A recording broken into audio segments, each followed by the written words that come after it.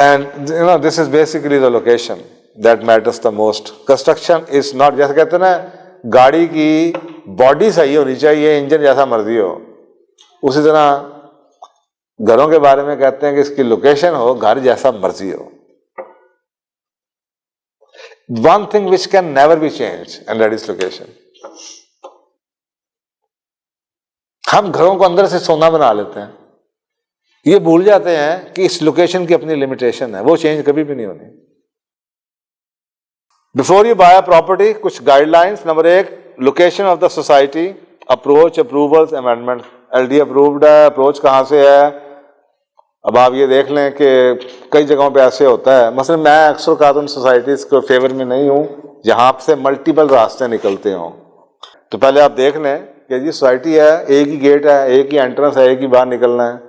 Location कहाँ पे है, फंस तो नहीं जाते, रिंग रोड से करीब है, सोसाइटी कहाँ से अप्रोच है, कितनी देर में करीब आ जाते हैं. नंबर 2, मास्टर प्लान और डेवलपमेंट स्टेटस क्या है. सो करंटली इस वक्त सोसाइटी का जो मास्टर प्लान है वो कितना तैयार है, उसको नजर जरूर मारें. और डेवलपमेंट उसमें कितनी % हुई है. यानी कि आम लोगों को ये भी नहीं पता होता, अक्सर का हम लोग समझ. मसलन मुझे एक रिसेंटली बात चली कि के अंदर बैकअप जनरेटर मौजूद हैं इलेक्ट्रिसिटी के, और उसका रेट वापडा से थोड़ा सा ज्यादा है, लेस्को से, जबकि के अंदर 100% पावर जनरेशन उनकी अपनी है और उनका रेट लेस्को से कम है. अब ये कितना बड़ा बेनिफिट है. अब ये बात मैंने लाहौर में और कोई सोसाइटी ऐसी नहीं जिसकी 100% अपनी पावर जनरेशन. मैंने कहा बिल आपको लेस्को का आना ही नहीं है, यूपीएस की जरूरत नहीं है, उनका अपना जनरेशन है. वो बाहर से आ ही नहीं रही, लेस्को का बिल आना ही नहीं है, सिर्फ सुई गैस का बिल बाहर से आता है. तो ये that was very I opening for me कि ऐसे भी है, but that is big benefit कि आपको डबल बिल नहीं आ, मल्टीपल नहीं आ, और सस्ता मिल रही है आपकी बिजली. इसी तरीके से रेप्यूट ऑफ द बिल्डर भी ये बहुत हो रहा है कि वो आपको ये कह रहे हैं कि नहीं वो आपको वो प्लॉट नहीं है, आप उसके बदले ये ले लें.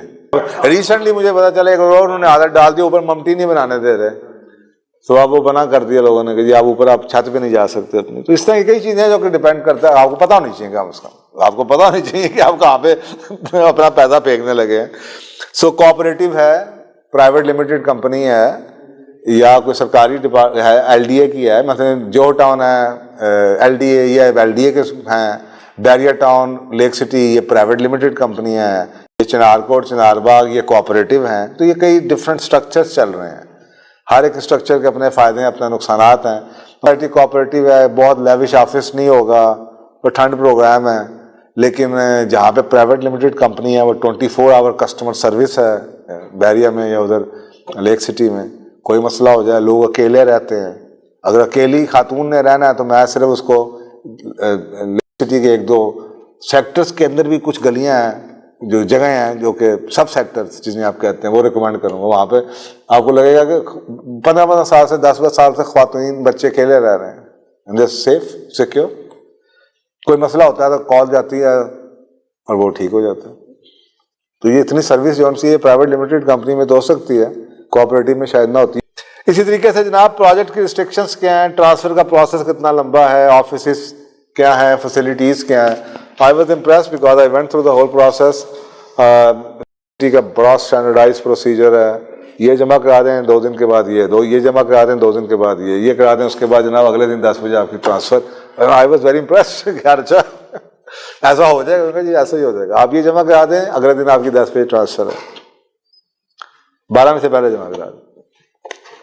वेरी, और फिर एक वक्त में एक ही बंदा आएगा, जिस वक्त ट्रांसफर हो रही है 2-3 कमरे बने हुए हैं, आप उधर जाते हैं, उधर से आपको एक दरवाजा ये, एक दरवाजा जी, यहाँ से बाहर जाएगा, यहाँ से सेलर जाएगा, सामने टेबल पे जाएंगे, इधर लिखा हुआ बायर, इधर लिखा हुआ सेलर, पीछे कैमरा लगा हुआ, यार everything very discipline, very structured, पूरे का पूरा प्रोसेस लिखा हुआ है.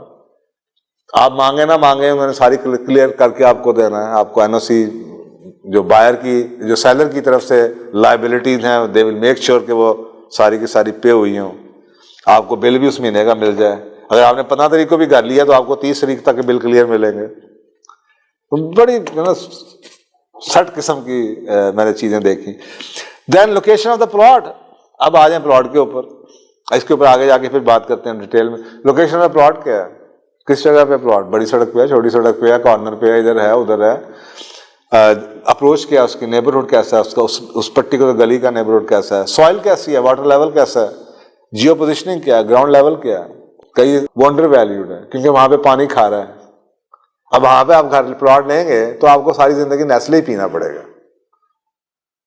अब कितना अगर इसकी आप कॉस्ट शामिल कर लें, प्लांट बहुत ज्यादा नहीं होते वहां पे क्योंकि पानी खा रहा है, प्लांट की ग्रोथ अच्छी नहीं है।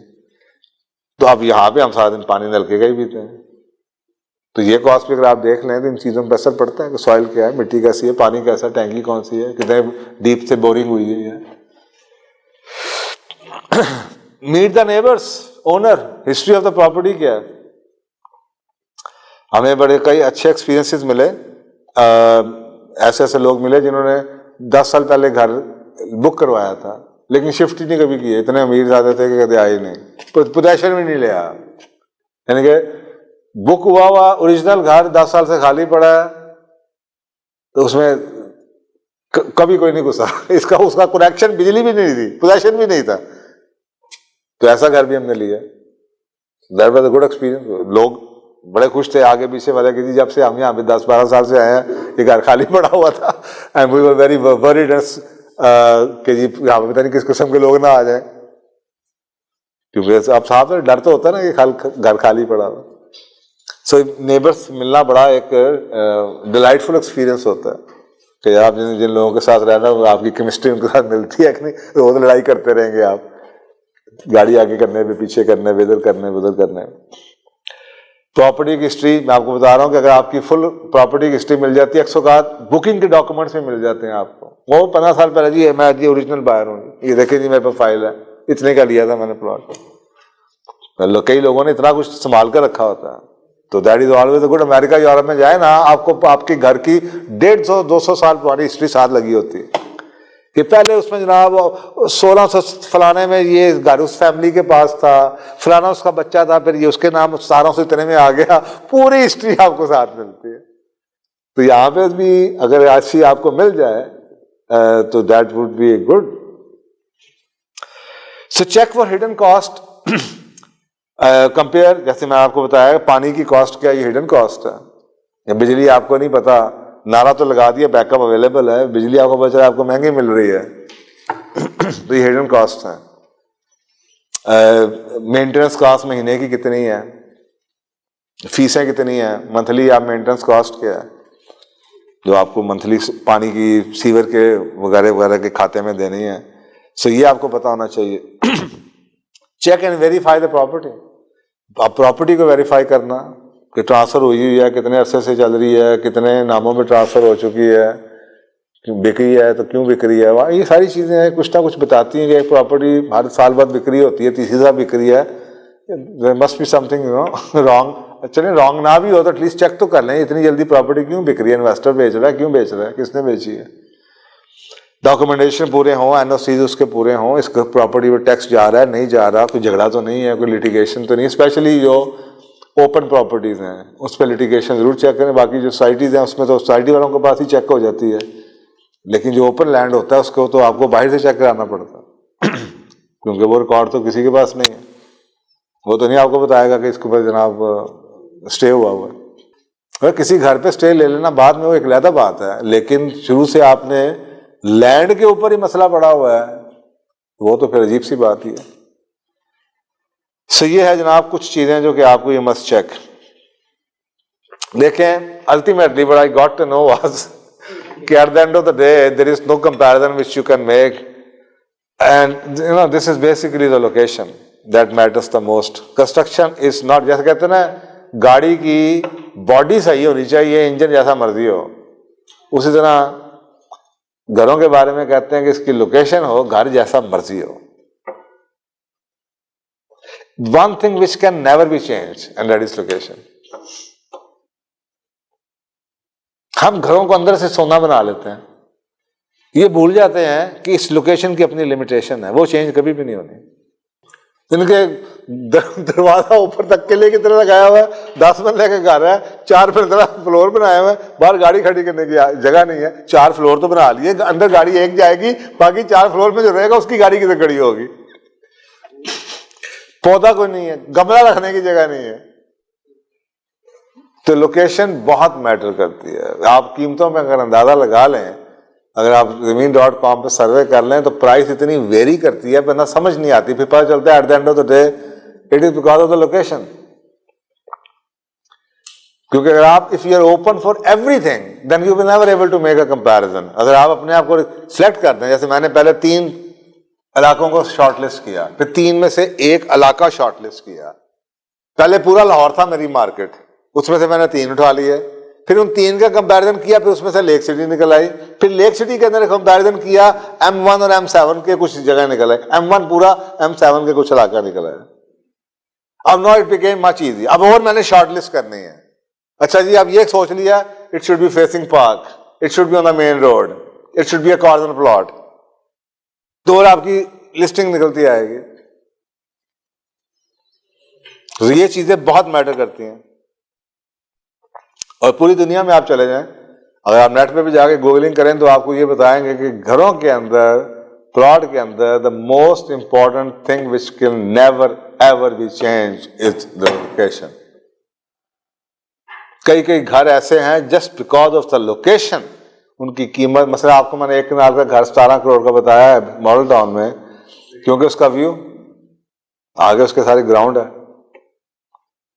कॉर्नर पे कहता है, आगे सड़क बंद है। अब इसका मतलब ये नहीं है कि लेबर सारे के सारे ए ब्लॉक में मॉडल टाउन में सारा 1 कनाल का घर 17 करोड़ का होगा, वो पर्टिकुलर घर है। लोकेशन, दरख्त इससे खूबसूरत लगे हैं उसके आगे, नजर आता है 100 साल पुराना दरख्त। तो ये लोकेशन जॉन सी, इस पर कभी never ever compromise on the location. Location के ऊपर अब आपने सोसाइटी चुननी है तो लोकेशन, कनेक्टिविटी मैंने आपको बता दिया, कन्वीनियंस, लाइफस्टाइल और कंफर्ट आपके साथ जो जाता हो, जो आपकी लाइफस्टाइल के साथ चलता हो। आपका लाइफस्टाइल कैसा है, कंपेयर कीजिए, आपको कैसी जगह चाहिए। आप जरा पॉलिश लाफ, साफ सुथरी जिंदगी चाहते हैं, बच्चों को अच्छा जगह देना चाहते हैं, and you have no problem कि आपके बच्चे भी इस नेबरहुड जैसे हो जाएं, इनसे मिक्सअप करें, तो फिर आपको किसी और तरह की जगह पसंद आएगी। लाइफस्टाइल को देखने वाले, घर को देखना और लाइफस्टाइल को देखने में बड़ा फर्क है। अक्सर औक़ात हम लाइफस्टाइल अपनी तबीयत से बनाने की कोशिश करते हैं, लेकिन अपनी तबीयत लाइफस्टाइल से घरों को बनाने की कोशिश नहीं करते। ये आपका लाइफस्टाइल ये कि आप ट्रैवल बहुत है, आपका लाइफस्टाइल ये है, अगर आप जो ना एक्सट्रोवर्ट हैं, सोशलाइज करते हैं, तो साफ ज़रा कि अगर आप ट्रैवल बहुत करते हैं, फैमिली आपने रहना, तो साफ सिक्योरिटी बहुत बड़ी आपकी प्रायोरिटी बननी चाहिए। तो इसी तरीके से जो आपका लाइफस्टाइल पे जो चीज़ें हैं, ऑटोनॉमी चाहिए, नहीं चाहिए, कितनी चाहिए। कई इलाके ऐसे नजर आएंगे जहां भी ये पॉलिसी है कि जिस गली में, इस में आप फ्रंट की बाउंड्री वॉल बना ही नहीं सकते, या इतनी ऊंची नहीं बना सकते,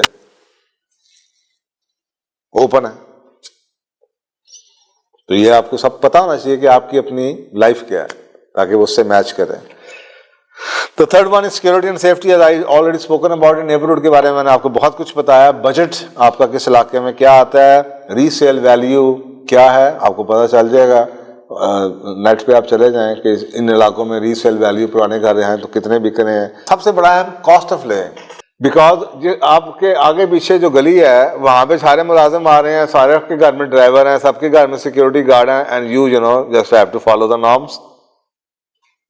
उधर हर घर में 2 गाड़ियां हैं, हर घर में जनाब आप ऑड फील करते हैं कि आपका हमसाया की ड्राइवर लेने जा रहा हो सब्जी और आप खुद सब्जी लेकर आ रहे हो, या वहां पे हर इलाके के साथ कुछ सस्ते इलाके मौजूद होते हैं।